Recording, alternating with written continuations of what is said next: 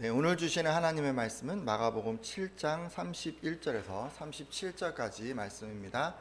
여러분 가지고 계신 성경은 신약 성경 마태, 마가복음이고요. 7장 31절에서 37절까지. 최근에 그 7장을 계속 보고 있는데 오늘 그 7장 마지막 시간 되겠습니다. 지난 시간에는 그 7장의 그 중반부죠. 가나안 여자 그분 얘기를 좀 드렸습니다. 예수님이 두로와 시돈 지방에 가셨을 때 이 한 가나안 여자가 자기 그 딸의 질병의 문제로 찾아왔습니다. 당시 그녀의 딸은 귀신 들림이라는 질병에 걸려 있었습니다. 예수님께서는 이 가나안 여자가 마음으로 공경하는지 또 하나님의 계명을 잘 따르는지 참된 경배를 드리는지 이런 것들을 이제 시험하시고 그의 딸을 고쳐 주셨습니다. 이때 예수님께서는 그 시험을 잘 통과한 가나안 여자에게 여자여 내 믿음이 크도다 내 소원대로 되리라 라고 말씀하셨는데요. 이 개역개정 성경은 이때 상황을 잘 묘사를 못하고 있는 것 같습니다. 헬라어 원어 성경을 보면 예수님께서는 3번의 시험을 모두 통과한 이 가나안 여자로 인해서 크게 감격하셨습니다. 영어 성경 중에서 NASB나 킹 제임스 버전 성경 같은 경우는 이 헬라어 원어의 원문의 의미를 잘 살려서 Oh, woman 이렇게 얘기를 했어요. Oh, woman, your faith is great 그러면서 너의 믿음이 너무 대단하다 이러면서 근데 그 앞에 감탄사 Oh를 넣었어요. Oh. 그럼 O 언제 하세요? 너무너무 깜짝 놀랐을 때 하지 않아요? 좋을 때 하지 않아요? 그죠? 근데 예수님의 그 감탄사가 헬라어 원어에 표현이 되어 있어요. 우리는 이런 표현을 통해서 당시 예수님께서 얼마나 기뻐하셨는지를 느낄 수가 있습니다. 반면에 오늘 소개해드리는 사람은 그렇지가 못합니다. 예수님을 찾아와서 해결 못하는 어떤 질병을 고침받는 것은 이 가나안 여자하고 같아요. 근데 예수님께서는 이 사람을 보시고 오우 하고 한 게 아니라 탄식을 하셨어요. 한숨을 이렇게 탄식을 하셨어요. 왜 그러셨을까요? 오늘 왜 예수께서 탄식하셨는지 그리고 어떻게 해야 그런 사람이 되지 않을 수 있는지 말씀을 통해서 확인해 보도록 하겠습니다.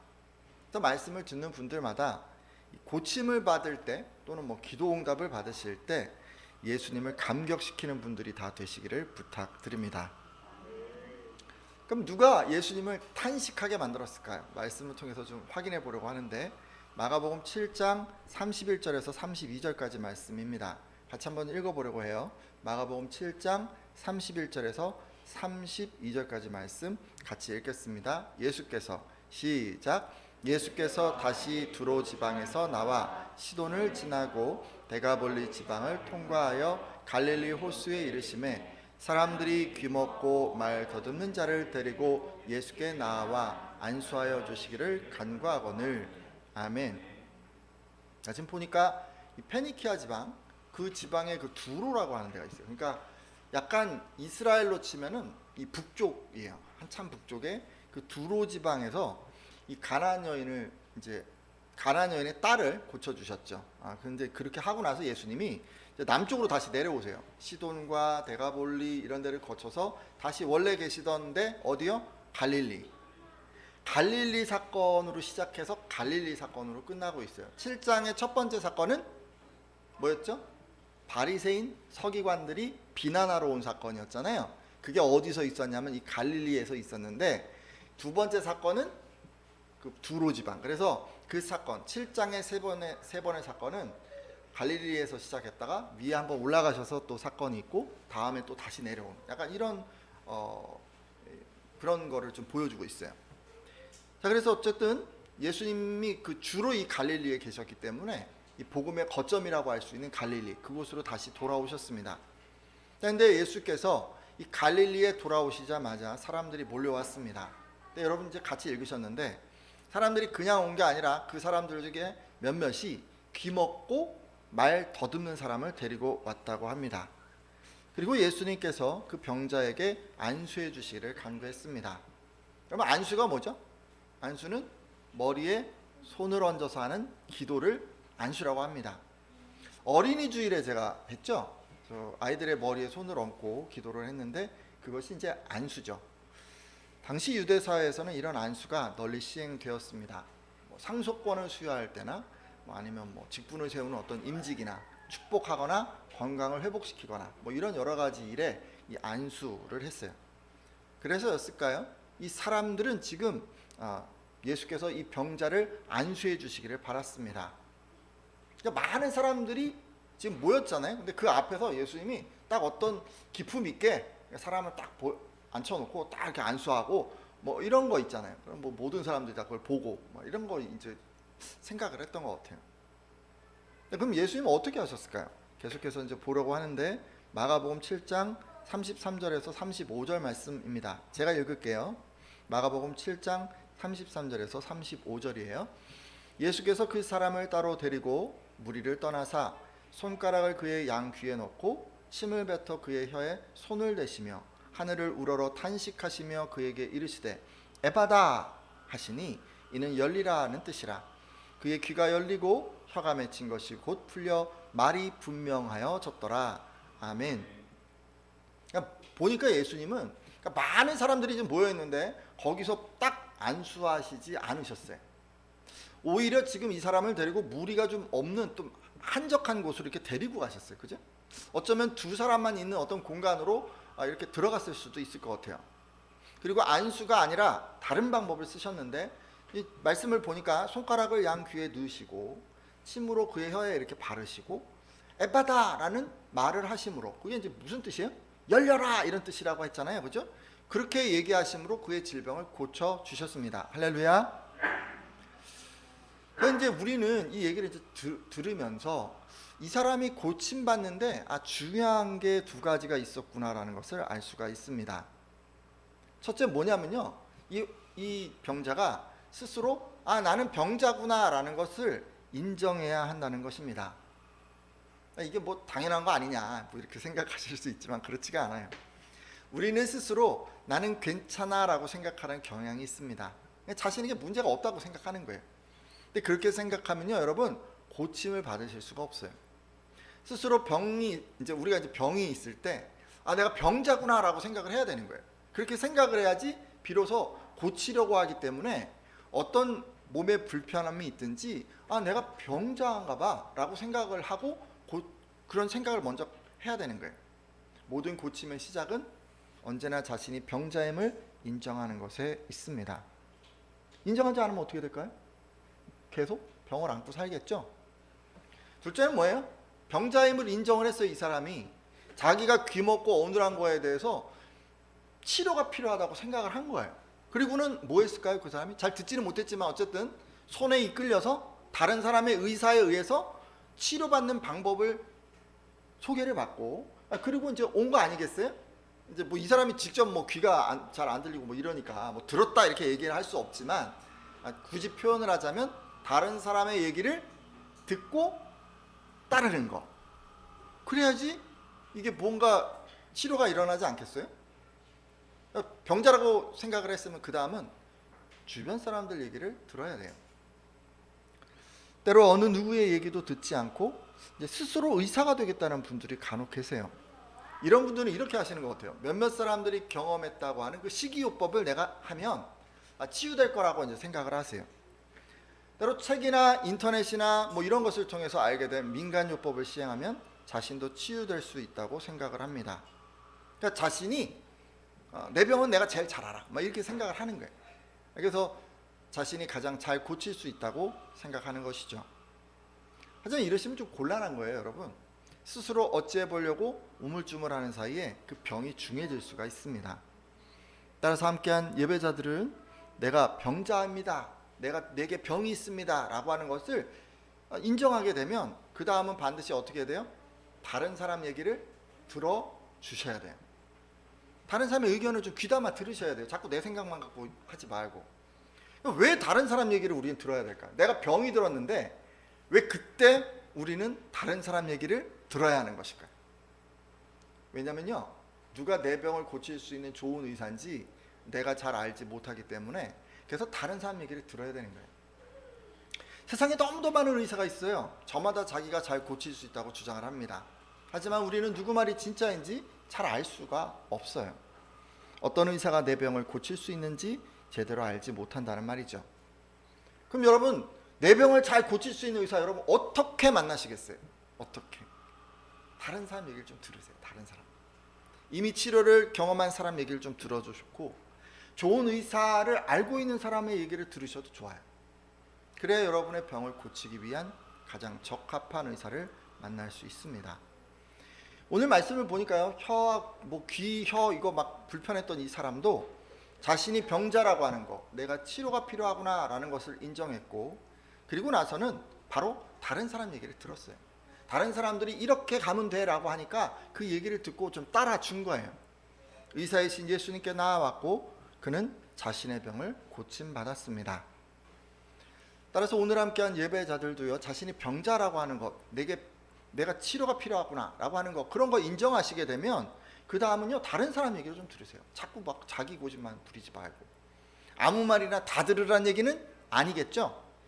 여러분을 사랑하는 사람들이 여러분의 손과 발이 되어서 어떤 사람을 만나야, 어떤 병원을 가야 가장 좋을까 막 알아보고 얻게 된 정보, 그런 것도 여러분 들으라는 말입니다.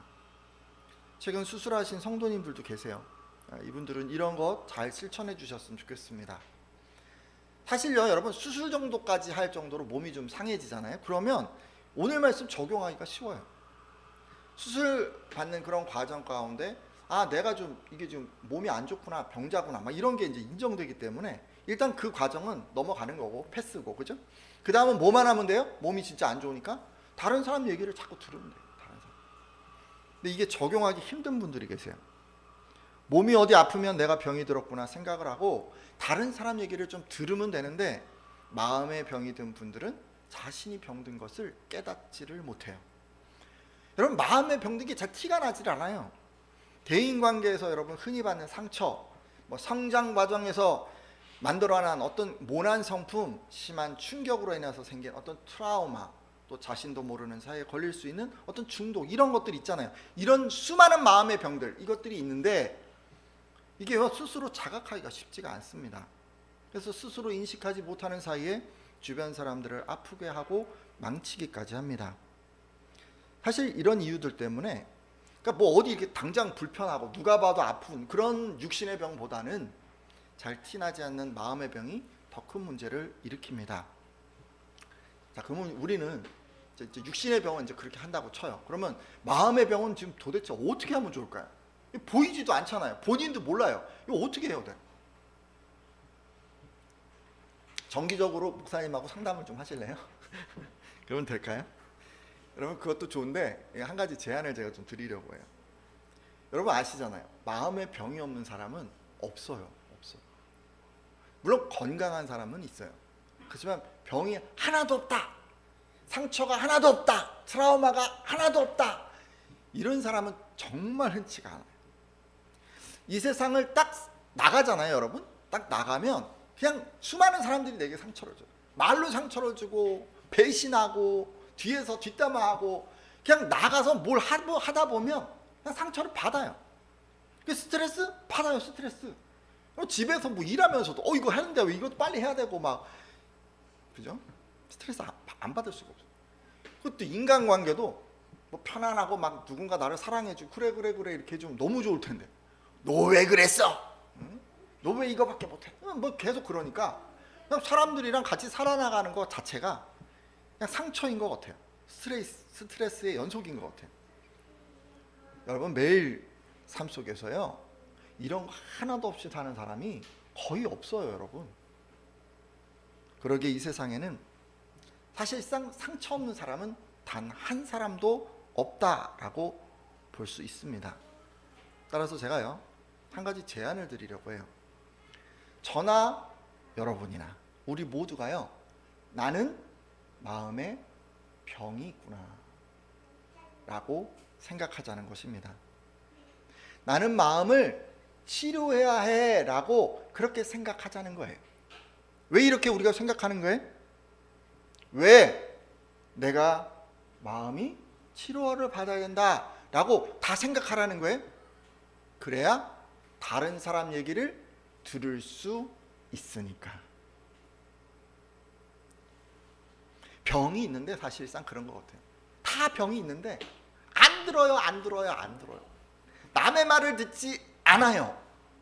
그래서 이 병이 전혀 치료되지 않습니다.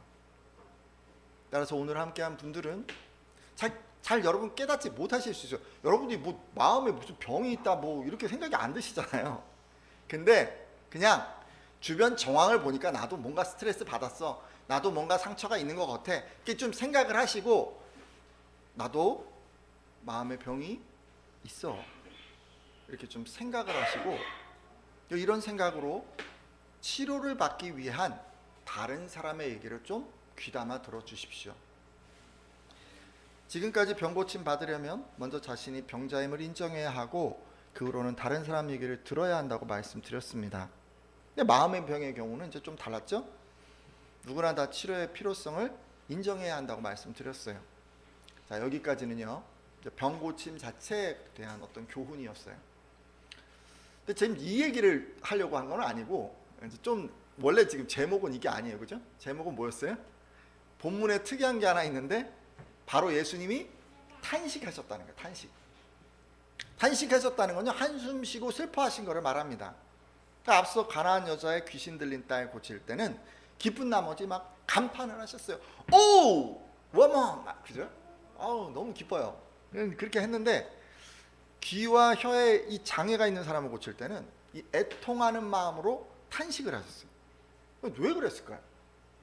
상처 부위에 따라서 다른 걸까요? 뭐 귀신은 기쁘고, 뭐 이거 이 정도는 뭐 슬프고, 뭐 이런 걸까요? 아니면 그 사람은 북쪽 지역 사람이야, 두로 사람이라 너무너무 기쁘고, 이 사람은 갈릴리 사람이라 슬픈 걸까요? 뭐예요 이게? 지금 다른 게 뭘까요? 왜 예수님은 탄식하셨을까요? 혹자는요 예수님께서 이 탄식하신 게 이 병자 상태를 보시면서 너무너무 불쌍해서 탄식하신 거다, 이렇게 이제 얘기하기도 합니다. 네, 오늘은 좀 제가 다른 관점을 제시하려고 해요. 다음 구절에서 좀 이유를 살펴보려고 합니다. 마가복음 7장 36절에서 37절인데 예수께서 그들에게 경고하사, 한번 읽어주시겠어요? 예수께서 그들에게 경고하사, 자, 함께 읽겠습니다. 시작. 예수께서 그들에게 경고하사 아무에게도 이르지 말라 하시되 경고하실수록 그들이 더욱 널리 전파하니 사람들이 심히 놀라 이르되 그가 모든 것을 잘하였도다. 못 듣는 사람도 듣게 하고 말 못하는 사람도 말하게 한다 하니라. 아멘. 네, 여러분 잘 읽으셨는데요. 말씀을 보면 예수님께서 이 사람들에게 지금 이 낳게 된 이 사건, 이것을 다른 사람들에게 얘기하지 말라라고 명령을 하셨어요. 근데 그것도 한 번 딱 얘기한 건 아닌 것 같아요, 그죠? 말씀 지금 읽어보셨는데 여러 번 얘기하신 것 같아요. 여러 번. 절대 얘기하지 마, 절대 얘기하지 마, 절대로 얘기하지 마, 이런 식으로 얘기한 거예요. 근데 예수님이 이렇게 막 말리면 말릴수록 이 사람도 어떻게 했어요? 더 널리 퍼뜨리고 더 널리 자랑하고 다니고 뭐 이런 거 아니겠어요? 이 사람들에게는요 순종의 신앙이 없는 것 같아요. 이 사람들은 예수님의 말씀을 가볍게 여기고 자신의 마음이 가는 대로 행동했습니다. 예수님을 찾아와서요 극적으로 병 고침을 받았어요. 그렇지만 그분의 말씀에는 불순종했던 것이에요. 그래서 지금 예수님이 답답한 나머지 탄식하신 거예요. 이 병 고침 자체가 중요한 게 아니라 말씀대로 살아가는 게 중요한데 이 사람은 병 고침 딱 봤더니 그냥 그걸로 끝이고 그냥 자기 멋대로 막 사는 거예요. 그리고 이제 좀 말씀 읽으셨지만 이 사람들이 아까 그런 얘기를 했어요. 몹시 놀래가지고 그가 하시는 일은 모두 다 훌륭해, 듣지 못하는 사람도 듣게 하시고 말 못하는 사람도 말하게 하시네 라고까지 얘기를 했어요. 예수님이 듣지 못하고 말 못하는 그 사람을 단번에 고쳐주시니까 이 사람들이 놀라고 감탄을 한 거예요. 하지만 여러분 이게 감탄하는 사건이 아니고요 그 다음까지 또 가야 되는 사건이에요. 잘 보세요. 구약성경 이사야서 말씀을 보면 이건 그냥 감탄만 하고 끝날 일이 아니었어요. 왜냐하면 이 기적은 예수님께서 메시아이심을 나타내는, 구원자이심을 나타내는 어떤 표징이었기 때문에 그렇습니다. 이사야 35장 4절 하반절에서 6절 상반절 말씀 보도록 할 텐데 제가 읽겠습니다. 하나님이 오사 너희를 구하시리라 하라. 그때 맹인의 눈이 밝을 것이며 못 듣는 사람의 귀가 열릴 것이며 그때 저는 자는 사슴같이 뛸 것이며 말 못하는 자의 혀는 노래하리니 아멘. 이렇게 얘기를 하셨어요. 자, 그럼 이 얘기를 알고 있는 이 사람들은 어떻게 해야 돼요? 지금 말씀에서 뭐라 그랬어요? 하나님께서 오셔서 구원하실 때 무슨 일이 일어날 거라고 했어요? 못 듣는 사람 귀가 열리고 말 못하는 사람의 혀가 노래를 할 것이라고 하지 않았습니까? 그렇죠? 그러니까 지금요, 이렇게 하신 거 예수님께서 단번에 고치신 건요, 감탄으로 끝날 일이 아니에요. 예수님께서 바로 하나님이 보내신 구원자라는 것을 그 사건으로 증명하고 있었기 때문입니다. 따라서 이들은요, 단순히 와 대단해, 와 정말 멋있어, 정말 착한 일을 하고 있어, 이렇게 평가하고 감탄하고 끝나는 게 아니라 어디를 뭘 해야 돼요? 기적을 체험했으니까 예수 그리스도가 구원자시구나, 그분이 하나님이 보내신 메시아구나 라고 그렇게 고백을 하면서 그를 믿어야 했습니다. 예수님은 지금 그들에게 그것을 기대하신 거예요. 하지만 이 사람들은 그렇게 하지 않았어요. 복음의 메시지가 담겨있는 엄청난 기적을 체험하고도 그냥 감탄으로 끝났어요. 멋져, 대단해, 뭐 우리 같으면 뭐 그냥 목사님 설교 잘하시네?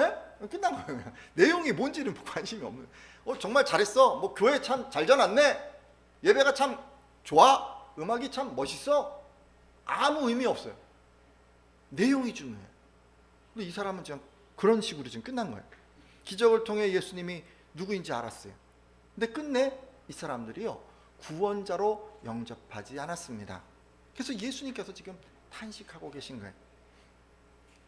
조금 다른 관점일 수도 있는데 마가복음 7장 32절을 보면 사람들이 이제 병자를 데려와서 안수해 달라고 했습니다. 한 가지 더 말씀드릴게요. 병자를 고치기 위한 방법을 이 사람들이 제안을 한 거예요. 그러니까 병자를 예수님이 이제 고쳐주시라고 이제 믿었겠죠? 병자를 이렇게 데리고 왔어요. 그러고는 안수해 주세요 라고 얘기를 한 거예요. 근데 예수님이 어떻게 하셨어요? 안수하지 않으시고 다른 방법으로 그를 고쳐주셨습니다. 그럼 여러분, 이게 도대체 무슨 의미일까요? 여기서 지금 뭐가 느껴지세요? 한번 생각해 보세요. 여러분, 병원 가면 어떻게 하십니까? 주치의를 만나서 남들이 그랬다고 하니까, 남들이 이렇게 나았다고 하니까 저도 주사 놔주세요 라고 여러분 팔 쭉 내밉니까? 아니면 제가 알약 먹는 거 좋아하니까 알약으로 처방해 주세요 라고 그렇게 요구하십니까? 만일 여러분이 수술을 받는다면 저는요, 이 병원의 분위기가 좋은 3번 수술방에 꼭 수술해 주세요 라고 그렇게 요구하십니까? 아니면 저는 전신 마취 꼭 해주세요, 1시간 내에 꼭 수술해 주세요, 제가 오래 못 누워 있습니다, 이런 거 요구하세요? 이런 거 요구하실 수 있어요? 난 다 요구하고 싶잖아요. 저는 수술 좀 있으면 받을겠는데 뭐 전신 마취 하고 싶고 빨리 나왔으면 좋겠어요, 30분 안에. 이런 식으로 여러분, 의사가 어떤 방법으로 치료할지를 여러분 요구하십니까? 아니잖아요. 우리 그렇게 하지 않잖아요. 뭘 요청해요? 우리는 치료해 주기를, 온전하게 낫게 해주기를 그에게 요청하는 거잖아요. 치료할 방법을 선택하는 것은요, 의사에게 달려 있어요. 경우에 따라 의사가 제안하는 몇 가지 방법 중에 이 수술 방법, 이 수술 방법, 이게 있는데 뭘로 하시겠어요? 그렇게 하실 수도 있어요. 그죠? 뭐 이 약과 이 약이 있는데 뭘 드시겠어요? 뭐 이렇게 할 수도 있어요. 환자가 스스로 선택하기도 해요. 하지만 이건 역시 의사가 다 제안한 방법들 중에서 선택하는 것이기 때문에 결국 의사의 선택을 따르는 것이라 할 수 있습니다. 따라서 이런 관점에서 치료를 받으러 예수님께 나아가는 바른 태도는 무엇입니까? 환자가 의사의 선택을 따르듯이 전적으로 예수님의 인도하심을 의지해야 하는 것 아니겠습니까? 하지만 이 사람들 그렇게 하지 않은 것 같아요. 온전히 하나님을 의지한 게 아니에요. 즉 보면은 자신의 어떤 치유 방식, 다른 사람들이 그렇게 하니까 됐더라, 뭐 아니면 자신의 경험에 의해서 이게 좋은 것 같아, 그걸 가져가서 해달라고 딱 들이민 거예요. 예수님이 너무 한심하잖아요. 탄식하신 거예요. 지금까지 말씀을 통해서 우리는 예수님께 병 고침을 받으면서 이 탄식하지 않도록 그렇게 하려면요, 이 세 가지를 좀 생각해야 한다는 걸 알 수가 있었어요. 일단 기적을 체험하거나 뭐 기도 응답 받거나 뭐 그러시잖아요. 그러면 예수님을 영접을 해야 돼요. 두 번째, 예수님의 말씀에 순종해야 돼요. 그리고 끝으로 뭐예요? 예수님만 의지해야 해요. 단순하죠? 영접과 순종과 의지. 영순이네요. 그죠? 영순이로 놓고 신앙생활 하셔야 돼요. 영순이로 놓고. 영접과 순종과 의지. 의지가 위가 됐네요. 혹시 우리 가운데서 병고침 받은 분들 계시다면 이 세 가지를 꼭 기억해 주십시오. 그리고 여러분 탄식하지 않으시도록 꼭 영접하시고 순종하시고 전적으로 의지해 주십시오. 여기까지 얘기를 들으시면 이제 이렇게 얘기하시는 분들 계시겠죠. 전 병고침 받은 적이 없는데 뭐 크게 병 앓은 적도 없고 뭐 병원 간 적도 없고 뭐 근데 뭐 이런 거 신경 안 써도 되겠네요 라고 물으시는 분들 계실 수가 있을 텐데 그런 게 아니에요. 그죠? 오늘 이 병고침 사건은 뭡니까? 해결할 수 없는 문제에 대한 기도 그리고 그거에 대한 응답 아니었습니까? 그러게 우리 같으면 자신이 해결할 수 없는 인생의 난제에 대해서 기도함으로 응답받는 것으로 적용해 볼 수 있습니다. 따라서 병고침이라고 하는 딱 어떤 사건이 아니라고 할지라도 여러분들이 하나님께 나아가서 기도한 것에 대해서 예수님이 선한 길로 응답하셨다면 그러면 그분이 탄식하지 않도록 좀 바르게 반응해 주십시오. 이 세 가지를 잘 실천하시면 돼요. 그것이 예수님께서 여러분 기도에 응답하시면서 기대하는 반응입니다. 그 세 가지 다시 한번 말씀드릴게요. 먼저 뭐라 그랬죠? 영접이에요. 영접. 그죠? 영접. 만약 아직 믿음이 없는 분들이라면 이 기도를 응답받은 후에 예수님을 구주로 영접하십시오. 그것이 여러분에게 원하시는 반응입니다. 기도에 응답하신다는 것은 그분이 살아서 역사한다는 증거예요. 그렇죠? 또 여러분이 어찌할 수 없는 그 문제를 해결해 주셨다면 그분은 전능한 능력을 가졌다는 그런 증거가 될 것이고 역사 속에서 보여진 그 위인들처럼 똑같이 내게도 응답해 주셨다면 그분은 시간이 흘러도 불변하시는 하나님이라고 하는 증거가 될 것입니다. 여러분 이렇듯요. 하나님은 여러분의 기도의 응답함을 통해서 자신이 어떤 분인가 그거를 드러내 주세요. 그리고 여러분이 이렇게 얻게 된 지식을 기반으로 바른 신앙을 갖기를 바라십니다. 따라서 아직 믿음이 없는 분들이라면 가장 먼저 예수를 구주로 영접하십시오. 다만 이미 영접하신 분들이라면 이렇게 해주시면 될 것 같습니다. 구주로 여러분 영접하셨어요. 근데 하나님께서 기도에 응답해 주셨어요. 질병을 고쳐주셨어요. 그러면 정말 대단하네 이렇게만 감탄하지 말고 이렇게 응답해 주시다니 예수님은 나의 정말 하나님의 아들이시고 저의 구원자이십니다 라고 그렇게 깨닫게 된 하나님을 고백하십시오. 잘 생각해 보세요. 하나님이 감탄하라고 고쳐주신 게 아니에요. 하나님이 감탄하라고 기도 응답해 주신 게 아니에요. 어떤 하나님인지를 알게 하려고 그렇게 해주십니다. 그래서 여러분 우리가 바르게 반응한다는 건 다른 게 아니에요. 그냥 감탄으로 끝나지 않고 내가 깨닫게 된 하나님, 이 사건을 통해서 내가 알게 된 그 하나님을 입으로 고백하는 거예요. 이런 고백이야말로 바로 하나님께 영광을 돌리는 것이라고 할 수 있습니다. 이렇게 고백하는 것은요, 여러분을 교만하지 않도록 붙들어줘요. 그 사건이 여러분의 것이 아니라 하나님에 의해서 일어난 사건이라고 하는 것을 깨닫게 하고 내 마음에 담게 해줘요. 교만하지 않게 붙들어줘요. 또 그 고백을 듣는 사람들에게는 신앙을 고취시켜줍니다. 따라서 기도 응답 받으신 뒤에는 꼭 입으로 영광을 돌리면서 신앙을 고백해 주십시오. 또 하나 뭐였죠? 영접. 또 하나는 순종. 그죠? 순종이었죠. 여러분 말씀에 잘 순종해 주시면 돼요. 하나님께서는 여러분에게 원하시는 것을 이 성경 말씀을 통해서 또 뭐 설교를 통해서 주변 사람을 통해서 이렇게 계속 말씀하실 거예요. 그럴 때 자기 마음대로 행동하지 말고 반드시 말씀에 순종해 주십시오. 오늘 말씀을 보면 특이한 게 하나 있죠. 순종하지 않아도 기도는 응답받을 수 있어요. 맞나요? 순종하지 않았잖아요. 하나님은 그런데도 응답해 주셨어요. 끝이 보이지 않던 여러분의 그 문제들이 해결받을 수 있어요. 근데 문제 해결이 목적인 사람은요, 기도 응답을 받잖아요. 그래서 문제가 다 해결되잖아요. 그러면 그 후에는 말씀에 순종하지 않습니다. 그냥 자기 마음대로 살겠죠. 왜냐하면 자기가 원하는 소원을 다 이루었기 때문에 이제 아쉽지가 않은 거예요. 근데 그런 사람에게 행복한 미래가 없는 것 같습니다. 예수님이 탄식하시는 미래가 있어요. 그래서 어떤 미래인지 우리는 알 수 없죠. 그냥 불행할 거라고 하는 추측만 할 뿐입니다. 왜냐하면 그 미래를 바라보시면서 지금 예수님이 뭘 하고 계세요? 탄식하고 계시니까. 예수님이 탄식하시는 미래가 그 사람에게 펼쳐지겠죠. 따라서 함께한 예배자들은 기도 응답 받으시면요, 다른 거 하지 말고 말씀에 잘 순종해 주십시오. 끝으로 한 가지 또 있었죠.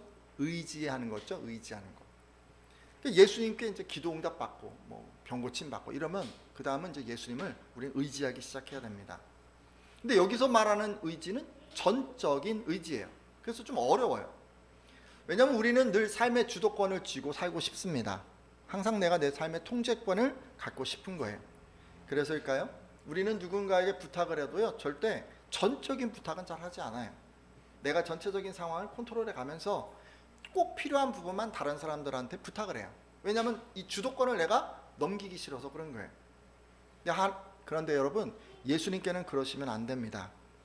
기도응답 받으시면요, 여러분이 해야 할 것은 전적인 의지를 해야 돼요. 전적인 의지.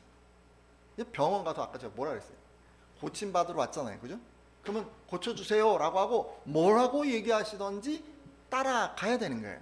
따라가야 되는 거예요. 이렇게 해주세요, 저렇게 해주세요, 여기까지 해주세요, 전 그만할래요, 치료 오늘까지만 받을래요, 이런 식으로 얘기 좀 하지 마세요. 왜 그렇게 하세요? 오지 말라 그럴 때까지 가야죠. 먹으라 그러면 그냥 먹기 싫어도 먹어야죠. 근데 왜 꼭 그렇게 하세요? 그렇게 하지 마세요. 주도권을 좀 예수님께 다 넘겨버리세요. 그리고 그분이 그냥 하라는 대로 그냥 하시는 거예요. 그게 전적인 의지입니다. 이제 말씀 맺고 기도하려고 하는데요, 지금까지 병 고침 받으려면 먼저 자신이 병자임을 인정해야 하고 그 후로는 다른 사람 얘기를 잘 들어야 한다고 말씀드렸습니다.